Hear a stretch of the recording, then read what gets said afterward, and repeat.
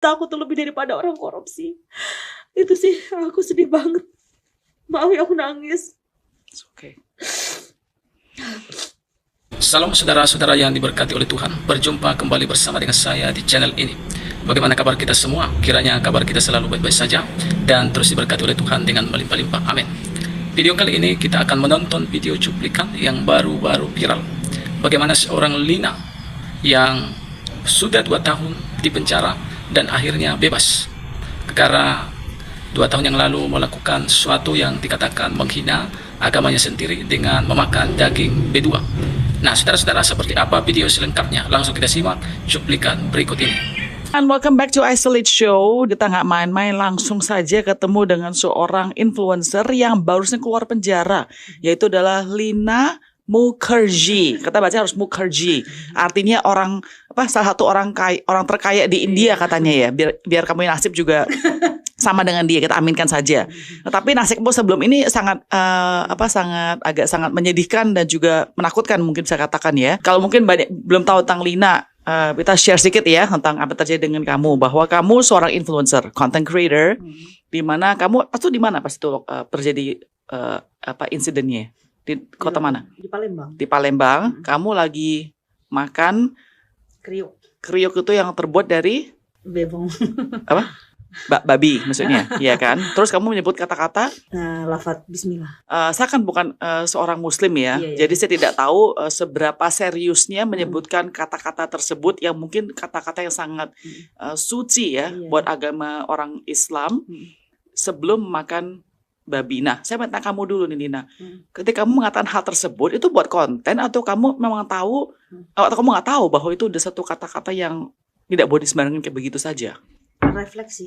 Refleks, karena kamu makan apapun juga kamu ngomong Bismillah begitu. Oke. Nah, kamu kan saya ya, kalau orang Islam kan nggak makan yang haram seperti babi. Kok kamu makan babi? Jadi sebenarnya gini ya, aku tuh kalau kita tuh ya di Muslim ya, aku pernah baca sih kadang-kadang kalau misalnya nggak ada makanan lain sebenarnya babi itu masih boleh loh. Oke. Tapi kan di kamu ada makanan lain. Iya, tapi aku memang maaf ya nggak patut dicontoh sih. Aku tuh memang gimana ya, walaupun aku menganut agama tapi aku tuh orangnya bisa dibilang ya aku alkohol juga pernah.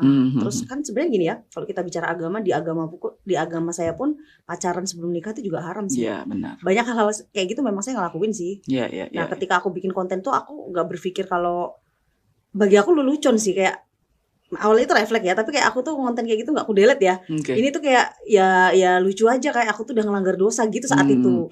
Nggak tahu, mungkin lagi error. Jadi aku tuh aku kan di konten tuh cerita setelah aku makan itu refleks, aku ini udah maaf berzina, aku tuh udah makan bebong kayak gitu-gitu loh. Jadi kayak aku ngasih tahu ke masyarakat aku ini berdosa, terlalu menceritakan yang udah nggak ada privacy sih. Oke. Gitu. Dan saya menyadari apa yang saya lakukan salah, makanya saya bertanggung jawab ya. Sampai saya datang ke Palembang ya kan. Bahkan sampai kasus naik aja aku harus ngeluarin uang. Ibaratnya dari segi segala apapun tanggung jawab. Cuman yang saya permasalahkan kok netizen bilang, kamu tuh gak ngerasa salah, gak ngerasa dosa. Bukan, tapi hukuman yang aku tanggung ini sangat tidak manusiawi.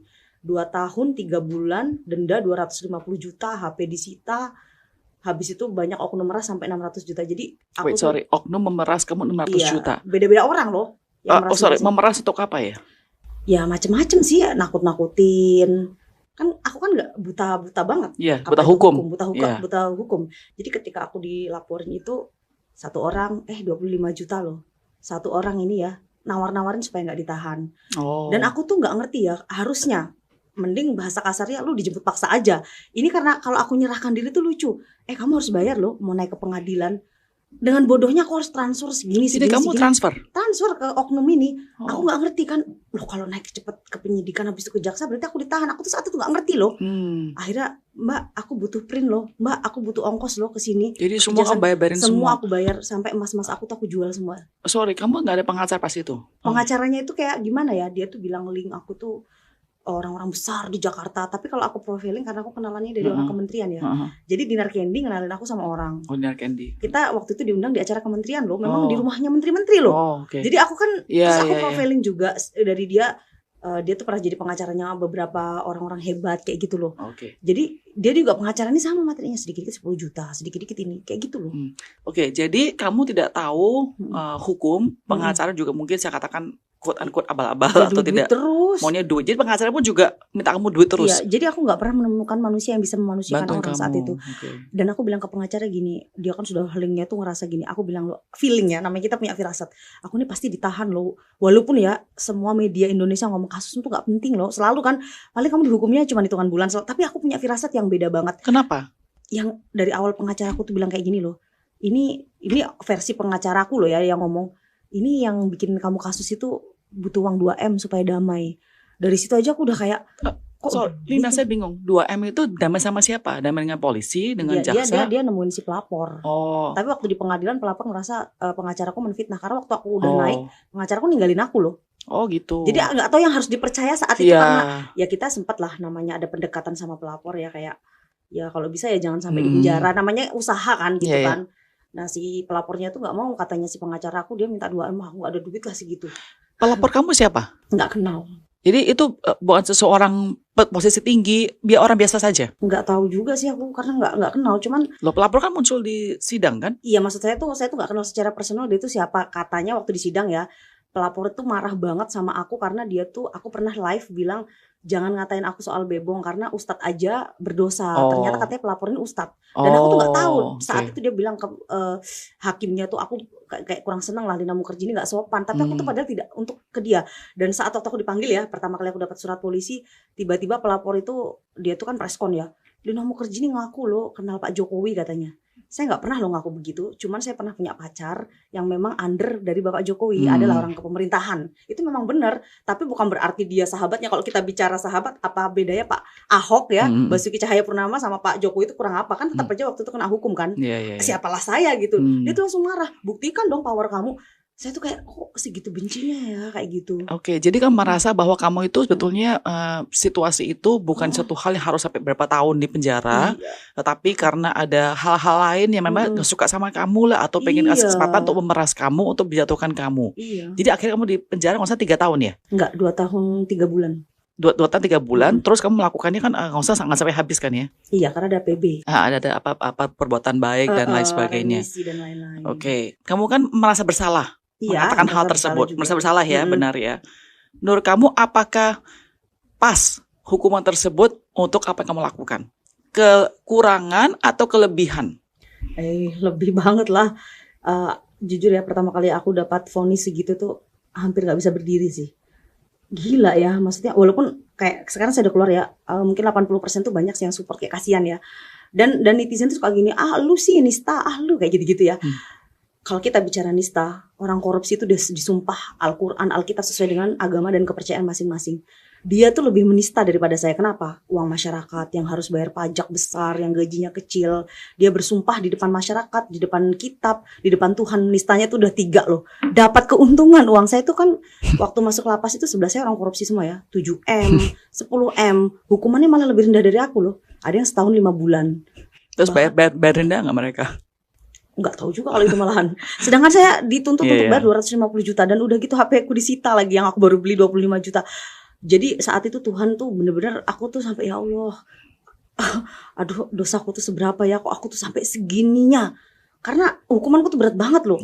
Berat banget karena kan kalau kita bisa minta maaf itu tuh kan makan itu kan berarti urusan kita kepada Tuhan ya.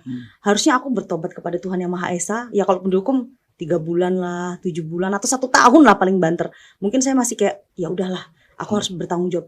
2 tahun 3 bulan dengan denda 250 juta, unbelievable. Oke. Kayak ngerasa ya ampun, aku masih kayak nggak percaya aku bisa menjalani seberapa berat. Selama saya di sana pun kan sebenarnya kapasitas lapas itu 150 ya. Di sana tuh hampir 600 orang. Aku tuh suka cari tahu kasus satu persatu, miris banget.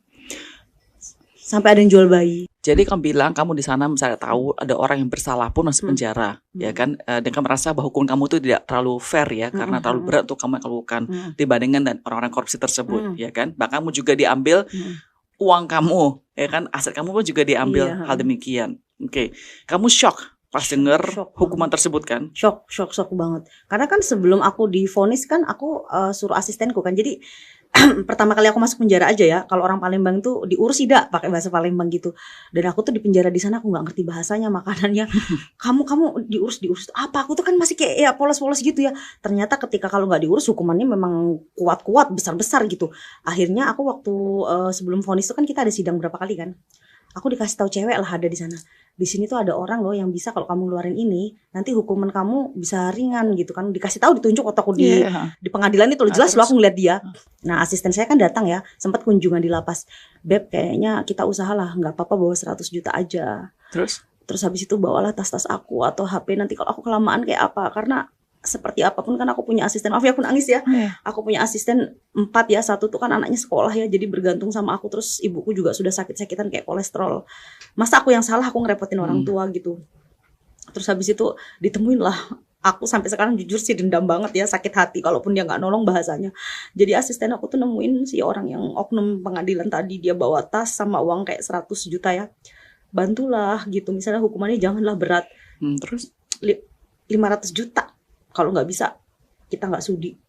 Udah kayak gitu aja. Aku langsung yang kayak dari semua ceritaku tuh kayak nggak ada ya manusia yang bisa memanusiakan orang, minimal tuh kayak ya kasihan ya. Aku sampai mengemis loh, hukum aku tapi janganlah seberat itu kayak gitu. Jadi ya saat itu aku masih punya ego ya, aku pasti pikir aduh musuhku pasti ketawa semua gitu, misalnya orang yang nggak seneng sama aku apa. Tapi aku dalam hatiku ya ampun, balaskanlah nanti kalau sampai aku pulang, beri aku kesuksesan lebih. Aku merasa apa yang dihukumkan aku berat, apalagi setiap aku lihat orang ya 7M tiba-tiba 1 tahun 5 bulan. Aku akhirnya ketemu juga di lapas ya, ada orang kan yang aku cerita, dia tuh ngekos, dia tuh nggak punya uang, jadi ada barang-barang besi dikumpulin dijual 128.000 aja. Habis itu yang punya kos merasa dia maling ya tetap maling kan. Saat itu dia punya anak bayi loh, dia di penjara 2 tahun sama kayak aku. Terus dia harus jual bayinya karena nggak bisa diurus kan, karena suaminya di penjara, dia di penjara, bayi itu dijual. Terus dia ceritaan sama aku sama dia tuh nangis. Maksud aku ginilah, pemerintah kalau lihat hukuman mohon banget. Kita tuh kadang beratnya ya kalau netizen bilang lu tuh nista, lu itu salah. Aku tuh udah bertanggung jawab loh, aku kooperatif, aku yang bayar kasus aku sampai naik. Tapi janganlah seberat itu. Air mataku tidak akan bisa mengembalikan hukuman seberat itu sama aku. Tapi buat masyarakat lain yang sama sekali nggak ngerti hukum, aku makanya kalau netizen bilang aku tuh drama, aku tuh nangis, karena kalian nggak pernah ngerasain 1 malam aja loh. Jujur ya, saat aku podcast gini pun yang memberi hukuman pun sebenarnya masih nggak seneng loh. Kenapa Lina Mukherjee tuh banyak bicara di podcast di ini? Ya kalau kamu nggak seneng, coba kamu ngerasain di penjara 1 hari aja. Aku ngerasain betapa pedihnya. Wajar kalau aku nggak terima, wajar kalau aku merasa kayak ini terlalu berat loh buat aku. Karena kalian cuma bisa ngelihat, tidak pernah ngerasakan. Kalau kalian bilang kapok atau apa, aku sebenarnya nggak berasa yang kayak komplain loh kenapa aku di penjara. Tapi selama itu dan dendanya 250 juta, aku tuh lebih daripada orang korupsi. Itu sih aku sedih banget. Maaf ya aku nangis. It's okay. Gitu sih, sampai saat ini aku kayak banyak juga kayak teman-teman aku yang aku tanya lagi kasus, dia tuh jadi kayak dibilang kurir narkoba gitu. Misalnya aku kenal A gitu ya, si A ini pengguna. Terus habis itu aku tuh nggak tahu ditaruh di jok motor. Tetep aja loh hukumannya tuh nggak main-main 8 tahun. Dia nggak tahu beneran. Kenapa aku percaya? Saat aku di lapas saja aku tahu loh bagaimana dia makan, pola hidupnya. Kalau orang pakai sama enggak aja kita bisa tahu. Misalnya kalau orang pakai jenis inek, jenis ini, dia tuh kan paham banget dunia itu. Sama kayak aku memang nggak main kalau dunia-dunia kayak gitu, nggak ngerti. Oke Lina, kamu bilang hidup di penjara tuh susah sekali. Saya ngerti, pasti susah. Coba share dong, biar kita semua yang nggak pernah masuk penjara ya. Jangan sampai jangan sampai tahu apa sih yang karena kasta terendah banget ya. Kalau di penjara tuh gini ya, misal kayak pegawai gitu kan, oknum-oknum kayak gitu juga ada yang pilih kasih loh. Misalnya kita kan dapat jatah kayak nelpon gitu ya, berjatah misalnya cuman 15 menit gitu kan. Nanti kalau dia sayang sama salah satu anaknya itu bisa lama kayak gitu-gitu. Terus kalau kita misalnya, kadang kan kita namanya orang nggak satu kandung ya, kadang kita itu bisa kayak salah paham gitu. Misalnya sama anaknya kesayangan si ibu A itu, nanti kita diincar loh. Incar itu siapa maksudnya? Ya diincarnya ya bisa dicari kesalahan gitu. Misalnya kita kan dirazia, kita nggak kena pegang rautan, tiba-tiba di situ ada rautannya. Itu hal-hal yang kayak gitu menurut aku sangat menyedihkan. Lina Mukherjee aja orang pada tahu loh di situ, oh dia terkenal loh. Kadang kan yang juga kayak Saiful Jamil, Anissa Bahar, yang punya nama aja bisa menemukan hal-hal yang seperti itu ya. Terus juga kadang maaf ya kalau kalapasnya kayak Bunda Ike yang ex yang sekarang udah di Pondok Bambu, Bunda Desi itu malah baik. That's why dia jadi kalapas. Dia respect banget, dia nggak pernah nganggap orang itu napi. Karena suatu ketika kan kita nggak pernah tahu ya, dari 600 orang itu pas kita lagi jatuh ternyata misalnya kecelakaan di jalan ditolongin, lagi sakit mamanya dokter kayak gitu. Jadi mereka tuh punya respect. Tapi ada beberapa oknum pegawai itu yang sama sekali tidak menganggap kita tuh seperti lu tuh manusia beneran, yang kadang makan satu meja aja nggak mau. Jadi aku merasakan titik-titik terendah di mana aku tuh dibentak, aku sampai pernah nanya ya, Tipikor kan kamarnya sebelahan ya sama kita. Di sana nggak ada kamar spesial sih, bener-bener di Kamu penjara. satu kamar berapa orang? 40 orang. Satu kamar 40 orang. Iya 40 orang. Dapat kasur nggak? Ya matras. Matras di lantai atau ada Iya. bunk bed? Enggak, matras biasa Matras aja. semuanya aja. Iya Oke. matras. Dengan terbatas ya, air tuh 1 ember loh. Jadi kalau kita 1 ember, bekas-bekasnya masih dikumpulin buat nyiram kalau kita lagi buang air besar kayak I gitu. see. Saking segitunya ya. Sebenarnya kalau hidup kayak gitu sih ya, aku kan pernah di Kalimantan di hutan ya, jadi not big deal lah. Oke. Terus habis itu aku kan bilang ke orang Tipikor, aku nih dispesialan nggak sih di sini? Aku tuh nggak mau loh sampai aku tuh takut ada yang iri loh. Segitu aku menjaga perasaan warga binaan lain. Karena kalau aku ada rezeki aja suka dinariknya dikasih duit teman-teman artis. Aku langsung bagi-bagi orang. Enggak, kamu nggak spesial, kamar aja kamu 40 orang. Dan kalau kita di ruangan jahit pun kamu kan bisa jahit. Kuku aja nih saya sampai bisa loh bikin kuku. Jadi kamu tuh punya talenta. Dan nggak ada ibu yang sayang-sayang banget yang sampai melindungi kamu segitunya. Oke. Alhamdulillah aku nggak mau jadi omongan dia artis loh atau dia terkenal kayak Iya, gitu iya. sih. Nah, oke kamu di penjara itu, apakah ada tempat-tempat khusus untuk mereka-mereka yang kamu tadi bilang jadi anak sayangannya? Di mana misalnya contoh mungkin satu kamar sendiri doang, nggak sama-sama yang lain? Kalau kayak gitu sih nggak ada. Nggak ada. Ya. Tapi Makanan kalau spesial? disayang ibu itu ya dibela mati-matian ada sih yang Oke, kayak gitu. makanan spesial? Nggak ada sih. Nggak ada kayak gitu-gitu, nggak ada. Cuman kita di sana itu ada kayak koperasi, terus ada kayak tenda kafe. Jadi memang ada untuk dari bimbingan kerja ya. Jadi warga binaan yang masak kita bisa beli kayak mall Oke, kecil lah iya, apa iya, aja. ngerti. Ada salon.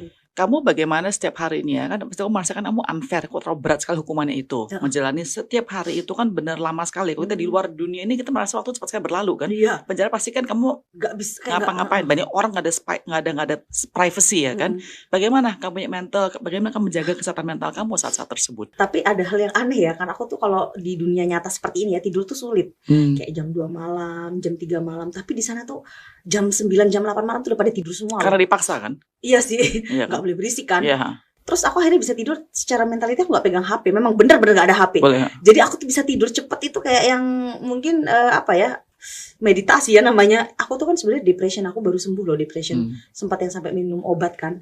Jadi pas di sana tuh aku bisa tidur tuh aku ada thanks-nya juga gitu. Jadi kalau secara mentality sih aku bisa menguatkan diriku. Aku melihat orang lain yang lebih susah di sana. Karena yang lebih susah itu banyak banget. Mati bin bahasa sana itu artinya nggak ada kiriman lagi loh. Makanya kalau orang bilang, lu di lapas dikasih makan kok 3 kali. Maaf ya, itu mindset orang yang nggak pernah tinggal di sana. Iya pasti. Kalau kita yang udah tinggal di sana, apa sih yang nggak pakai duit? Iya, iya. Walaupun makan 3 kali, apakah iya kita mau makan itu lagi yang nasinya dibatasi? Tetap kadang kita pengen makanan yang lebih enak lagi. Di sana kan juga ada kayak supermarketnya, salon nih. Kita namanya orang nggak mungkin kan nggak bagusin kuku atau apa kayak gitu sih. Dan aku tuh bersyukur ya. Aku dulu kan di luar tuh kalau ada orang minjem uang ya 100 juta, 50 juta aku tuh royal. Adalah 3 orang aku pinjemin jadi hampir 700 juta saat itu. Seandainya aku nggak minjemin uang itu, aku di dalam tuh kayak apa? Orang ini bersyukur mau bayar. Oh, oke. Jadi tercover lah hidup aku. Ada teman artis, ada itu. Karena tabunganku habis kan. Kamu harus bayar pas untuk beli-beli hal tersebut ya? Iya di sana. Atau kamu boleh kerja nggak atau dapatkan uang tersebut? Oh iya Bagiannya ada sih dibayar. beberapa di sana yang kayak Ada gitu. ya? Tapi aku nggak mau dibayar. Oke. Memang ada sih dikasih upah kayak gitu. Ya tapi, upah ya. tapi saya bilang nggak usah, kasih yang lain aja. Oke. Saya nggak mau. Jadi apa pakai uang dari tadi pinjaman dari ibuku tersebut? juga, dari Oke. adalah tabungan aku sedikit. Oke. Paling banyak ya beberapa temen artis sih yang Oke. bantu. Ada merasa bahaya nggak antara sama dengan penjara yang lain? Itu misalnya contohnya takut diisengin lah. Takut loh. Karena di sana tuh kalau masih gini ya, kalau orang di penjara tuh kan banyak mentalitinya yang dia aja berani bunuh orang, dia aja berani mutilasi kan. Jadi aku masih takut karena ada di situ suatu cerita kan ada yang namanya mak racun ya. Jadi dia tuh suaminya selingkuh ya. Dia tuh pengen ngeracun suaminya. Yang diracun kan malah mertuanya yang meninggal gitu. Dan secara mentalitinya dia tuh nggak sama kayak kita loh. Iya. Agak ya error lah kayak Iya, gitu-gitu. Jadi kadang-kadang dia nih ngelakuin hal-hal yang di luar naral. Banyak sih yang kayak gitu-gitu. Jadi ya aku sebenarnya takut loh deket-deket orang itu. Dan Oke. kita tuh diharuskan satu kamar, diharuskan berteman sama mereka dan tidak diperbolehkan untuk berantem. Karena kalau berantem ada sel tikusnya lagi, di mana sel yang lebih kecil lagi Sendirian. lampu dimatiin, dia sendirian. Kayak ya isolasi kayak gitu Iya, ya. terus ada hewan-hewannya kan di situ apa segala macam. Jadi ketika lu nakal ya dihukum lagi kayak gitu. Dan ada juga kalau yang hukumannya lama merasa kayak seniority. Ya pasti ya. Pasti ya, kayak ya. gitu-gitu ada sih. kamu merasa apa yang buat kamu di selama 2 tahun lebih ya tadi di penjara itu, yang buat kamu kayaknya jadi satu harapan kamu untuk satu hari keluar yang membuat kamu terus bisa bisa bertahan.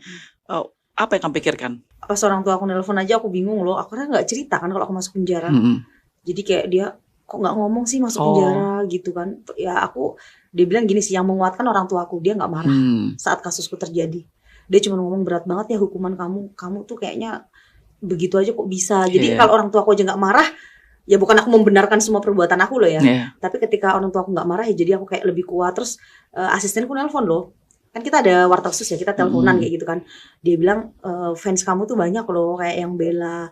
Jadi aku harus mikir aku di luar tuh dihargai kayak gitu. Walaupun di sana tuh orang itu mencaci maki aku, menganggap aku lu napi.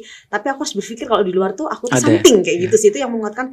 Cobalah nanti kalau aku pulang mungkin Tuhan ini memberikan sebuah ujian seperti ini, aku lebih menyayangi manusia-manusia lain, dan mungkin ke depan lebih membela masyarakat-masyarakat yang ditindas, yang dihukum. Mungkin aku bisa bersuara kayak gitu loh, dan aku bisa menceritakan banyak hal-hal yang pedih kayak gitu sih. Jadi aku berpikir yang positif-positif aja. I think that's good ya. Dan bagusnya adalah kamu ada teman-teman tadi itu yang kamu nggak sangka. Kamu tahu lah dari kasus ini pas kamu di penjara siapa teman kamu sebenarnya, ya kan? Teman sejati itu siapa? Ketahuan sekali kadang-kadang satu masalah kayak begini. Saya pengen tanya, nanti kamu sudah keluar penjara. Udah berapa lama keluar penjara ya? 1 bulan. Satu bulanan. Apa yang pertama kali kamu lakukan apa setelah keluar penjara? Kadang gini ya, aku mau berbuat apa-apa tuh kayak gini loh. Aku ini kan nggak punya power ya, beda lah kalau yang di depanku ini termasuk orang terkaya di Indonesia. Jadi kalau gini-gini siapa sih yang berani nyenggol ibaratnya? Aku tuh kadang nanti aku ngomong sedikit, aku di penjara. Jadi kayak ada mindset, nanti aku keceplosan, nanti aku di penjara. Jadi mau happy itu kayak belum bisa 100%. Jadi kayak ngerasa gini, aku ini kan bukan siapa-siapa. Jadi aku ngomong itu pun, misal aku tahu kebusukan, kebobrokan suatu oknum, aku pun nggak bisa bicara apa-apa. Pasti. Mas, aku selalu harus berbohong. Aku harus tidak bisa menceritakan apapun. Karena ketika netizen bilang cerita aja, itu kata netizen. Ketika ada problem, semua orang akan pergi. Tidak akan ada manusia yang peduli sama lo. Jadi makanya aku tidak akan pernah bisa bersuara apapun, yang aku akan harus menjaga dengan kehati-hatian. Gue masuk penjara, orang yang pamer power tadi, udah gak akan ada yang peduli. You have to responsibility yourself. Jadi kita harus bertanggung jawab. Makanya aku tuh kayak yang gimana ya, aku bingung kadang-kadang kayak aku aja kalau nge-live ya kadang-kadang kan yang nonton tuh sampai hampir 30.000. Nanti aku dipancing-pancing netizen, aku jujur lagi cerita ini cerita itu. Nanti karena gini, ketika aku menceritakan sesuatu kejujuran, ini oknum yang ini tersinggung, oknum ini tersinggung. Mereka tuh kan masih tahu ya, aku tuh masih dalam masa pembebasan ya. Ada bersyarat. Jadi si oknum ini takut semua kan, otomatis dia akan di Kutatan ini ngubungin mungkin orang lapas atau kenapa Lina mau kerja di podcast kok cerita kayak gini. Jadi masih banyak tekanan-tekanan. Tapi sebenarnya di hatiku kecil tuh aku pengen banget jujur, tapi percuma kalau jujur di penjara lagi. Gitu ya menurut saya, tapi pertanyaan saya lebih kayak begini sih. Pas kamu keluar itu kan kamu tadi bilang di penjara kan susah banget, makanannya udah kayak gitu terus. Jadi what is the first thing that you eat lah? Apa yang kamu makan pertama kali? Kalau aku makan ya aku pasti makanan Jawa dong. Langsung. Aku orang Jawa ya. Orang Jawa aslinya? Iya Jawa. Aku lahir di Banyuwangi. Oh Banyuwangi. Sama makanan Kalimantan, karena kalau pas di Banyuwangi move to Kalimantan ya. Kalau untuk makanan ya langsung makannya enak gitu. Kalau di medsos itu kayak masih ada kayak ketraumaan seperti itu sih. Kamu ketemu orang tua di mana? Orang tua kamu? Di Kalimantan. Jadi kamu tinggal di Kalimantan atau tetap di IKN? Oh, oke. Makanya aku bisa bahasa pasir. Oh, saya nggak tahu itu apa. IKN tuh pasir. Oh, gitu. Pasir, ya kayak Dayak gitu loh. Oh, oke. Bisa? Bisa. Aku kakak beli tentang bahasa pasir. Olomani asubes yolundo. Oke. Hari esok itu kita usahakan lebih baik dari hari ini. Amin. Ya. Oke, Lina, kamu sekarang jadi back as content creator sebagai seorang selebgram. And that's okay kan. Maksud saya ya kamu PP memang saya mengajurkan kamu harus hati-hati ke depannya karena kamu telah mengalami begitu susahnya. Bukan untuk kamu, bahkan untuk orang tua kamu juga mereka jadi sedih pastinya ya kan. Right? Jadi harus hati-hati. Asisten juga dong sedih kan, nggak ada yang gaji. Tadi kamu bilang ada karyawan kamu. Kita, benar. Apa sih sekarang harapan kamu nih? Kamu kan udah pengalaman tersebut demikian banyak. Dulu kamu bikin konten kayak begini. Sekarang apakah ada berubah? Misalnya contoh, saya bikin konten yang mungkin lebih membantu orang, mereka bilang memanusiakan orang dan lain sebagainya. Ada nggak sih pemikiran tersebut? Jadi kayak aku kan bisa jahit ya waktu di sana. Aku kayak pengen mungkin punya konveksi ya, pengen punya ribuan karyawan. Dulu sebelum masuk penjara tuh aku tuh juga seneng loh kayak ya sedikit show off ya kalau kita punya. Sebenarnya show off itu bukan ngasih tau kalau kita tuh kayak punya ya, tapi kerja keras prosesnya gitu. Cuman sekarang kayak aku pengen bermanfaat lebih gitu loh. Misalnya kayak kalau aku mempekerjakan ribuan orang bisa digunakan untuk pendidikan. Ya kalau kita mati tuh orang inget loh, lu tuh bermanfaat. Jadi lebih pengen cepet-cepet punya bisnis sih, kayak mungkin salon atau apa sih. Tapi kan misalkan udah mulai aktif secara kerjaan daripada social media, benar? Iya. Ya kan? Masih ada itu nggak sih kayak orang netizen sekarang walaupun udah keluar begini yang masih kayaknya Nyinyir. Ada kadang-kadang nggak makan babi lagi kayak gitu. Ya aku bilang kan aku udah mau kamu di penjara. Karena kalau aku kesel aku jawab kayak gitu. Tapi sorry, kalau misalnya kamu makan babi tapi tanpa mengatakan hal tersebut, apakah itu satu hal yang enggak Kata si kan? pelapor nggak apa-apa kalau nggak pakai. Cuma kata-kata itu Iya, bikin kamu salah iya. di sana. Oke. Tapi aku mau terima kasih loh sama netizen. Pertama aku keluar dari penjara di Sawer ya, hampir 8 juta pertama kali keluar. Wow. Dikasih singa, dikasih ini apa, maksudnya tanpa kalian tuh aku nggak bakal bisa strong loh. Yes. Jadi aku makasih buat kalian ya. Kamu masih suka itu Bollywood? Masih, tapi nggak yang kayak kemarin loh. Semenjak di penjara tuh nggak tahu ya. Saya tuh kalau sama artis India tuh kan tergila-gila ya. Tapi pas di penjara kan juga mereka nggak mungkin peduli sama aku ya. Yeah. Jadi sukanya itu ada berkurang. Nggak yang maniak. Aku lebih kayak mikirin gimana ya masyarakat yang nggak punya. Aku tuh mikirin manusia mulu. Yeah. Jadi kayak jiwa. Oke. Tapi masih tetap suka. Oke. Jadi saya tanya kamu, itu kan bilang kamu mendapatkan banyak pelajaran dari kasus kamu kali ini, ya kan? Susah, pasti susah. Kalau kita melihat banyak manusia, bahkan kalau saya punya pribadi keagamaan saya kan di Alkitab itu banyak kasus-kasus di mana orang mengalami sebuah yang susah semua setengah mati, tapi setelah itu dia menjadi orang lebih baik yang membantu orang dan sebagainya, rezeki, tapi juga dia punya pemikiran juga berbeda. Jadi kayaknya mereka bilang, oh iya Bollywood itu nggak gitu penting, banyak orang lebih penting buat saya perhatikan, begitu kan? Jadi pertanyaan saya begini, kamu ada nyesel nggak sih kamu melakukan hal tersebut dulu sampai kamu masuk penjara? Dengan kamu mengetahui bahwa karena kamu masuk penjara tersebut lah, kamu berubah, kamu punya mindset di mana kamu selalu lebih membantu orang lain, lebih mau membangun manusia, masyarakat. Jadi ada rasa regret nggak sih di sana tersebut, atau merasa ya saya bersyukurlah saya mengalami tersebut, jadi saya bisa bantu orang lain lagi. Kalau nyeselnya ya ada lah, nggak mungkin nggak secara dikurung. Tapi bersyukur ada juga, kayak yang artinya aku tuh berarti selama ini Tuhan kasih berkah aku luar biasa di luar.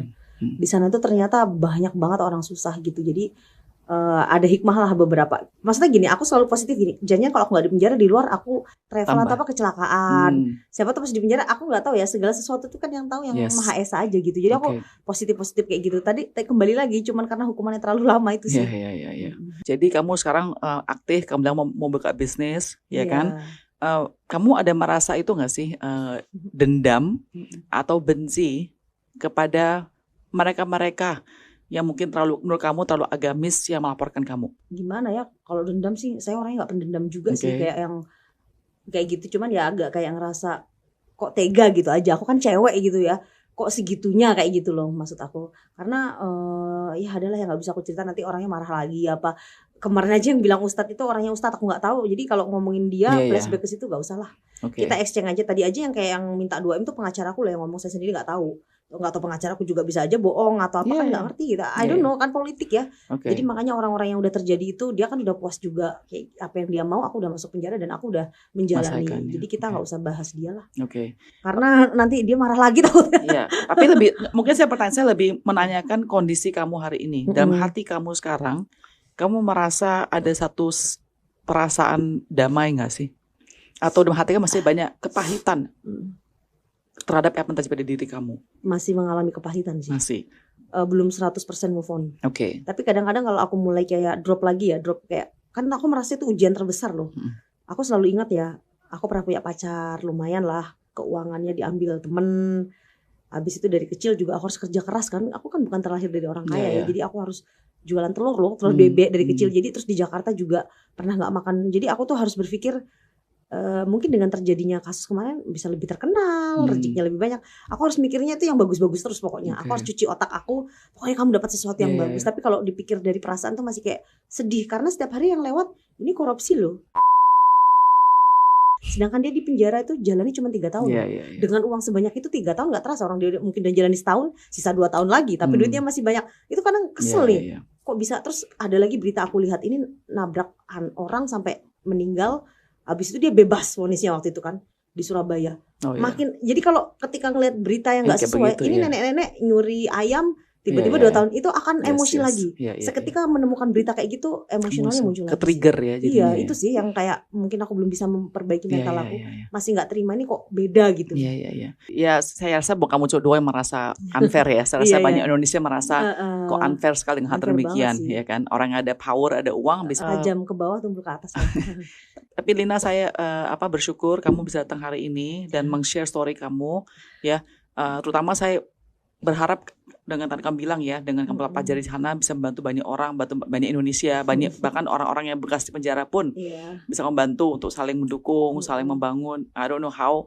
Dan semoga mimpi kamu tercapai ya. Kamu ada konveksi kamu bilang kan. Iya, karena kan kalau kita memimpikan sesuatu yang baik dan niat baik pasti alam semesta itu Amin. support sih. God bless you ya. Tapi saya juga berharap kamu itu loh, one day, I don't know when, satu hari bisa let go. Iya.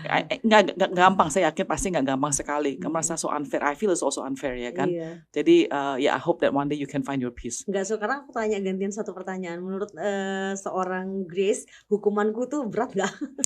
Ya saya nggak pernah mengalami penjara ya, Mbak ya. Saya juga nggak tahu hukum. Saya nggak bisa bilang berapa nggak berat. Saya nggak tahu hukumnya apa. Tapi menurut saya satu hari penjara aja menurut saya itu pasti berat sekali. Jadi berat lah ya. Pasti berat sekali. Terutama kan penjaranya bukan penjara special loh, ya kan? Iya. Ya kan penjara benar-benar penjara. Iya, yang satu orang tapi bilang ada kamar keluar ada. aja susah loh Agan. Hah? Maksudnya kalau kita keluar tuh nggak terus-menerus bisa keluar, ada jamnya masuk kayak gitu Oh di iya, kamar. kayak kamu kan satu kamar ada berarti 40 orang. Iya. Terus ada kamar khusus lagi yang misalnya nakal dan lain sebagainya, makanannya juga demikian. Jadi saya yakin, saya nggak bisa bilang fair nggak fair. Itu bukan saya punya hak, tapi saya rasa one day that you experience itu pasti sangat-sangat sulit sekali. Iya. Oke, and thank you loh Lina udah mau share hari Dan aku ini. mau bilang terima kasih ya untuk Lapas Palembang udah kasih sponsor baju aku pakai. Oh ya. Rasa respect aku sama sesama teman warga binaan. Ini bukti kalau aku sayang sama kalian. Terima kasih untuk Mama Rizka yang udah jahit dan teman-teman ya. Good luck ya, all the best to you in the future ya Lina ya. Thank you so much for coming. Saya kenal sama Dinar juga, jadi salam buat Dinar. Oh iya. Itu dia saudara video yang baru saja kita tonton tadi videonya. Bagaimana seorang Lina mengungkap semua fakta yang sebenarnya. Bagaimana dia menyaksikan sendiri di depan matanya apa yang terjadi di negara Kesatuan Republik Indonesia. Bagaimana dia ketika melakukan kesalahan, bagaimana dia memakan daging betua dan itu melanggar hukum. Akhirnya dia pun dipenjara 2 tahun. Dan dia melihat ada orang-orang yang korupsi bahkan miliaran. Tetapi dia hukumannya lebih rendah daripada seorang Lina. Seorang Lina mengatakan di depan publik bagaimana hukum di negara Kesatuan Republik Indonesia rasanya sepertinya tidak diterapkan dengan seadil-adilnya. Nah, ini menjadi suatu PR khususnya bagi kita negara Kesatuan Republik Indonesia supaya hal ini jangan terjadi di negara Kesatuan Republik Indonesia. Jangan sampai di dalam pengadilan terdapat ketidakadilan. Ya. Karena bagaimanapun juga negara Kesatuan Republik Indonesia ini harus kita jaga. Ya, jangan sampai mengulangi kesalahan yang sama ya saudara-saudara. Supaya negara kita ini boleh menjadi negara yang diberkati dan negara ini boleh menjadi berkembang dengan pesat.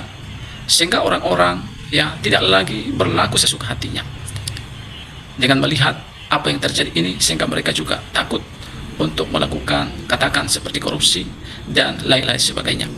Nah, kiranya ini kita berdoa, kiranya pemimpin sekarang yang dipimpin oleh Bapak Prabowo dan juga Bapak Gibran supaya melihat apa yang terjadi ini, supaya betul-betul keadilan itu ditegakkan di negara Kesatuan Republik Indonesia, sehingga orang-orang yang mempunyai hak untuk keadilan itu, mereka pun menikmati keadilan yang sama, baik itu orang kaya, baik itu orang miskin, baik itu masyarakat biasa maupun pejabat-pejabat. Biarlah kiranya keadilan itu diterapkan.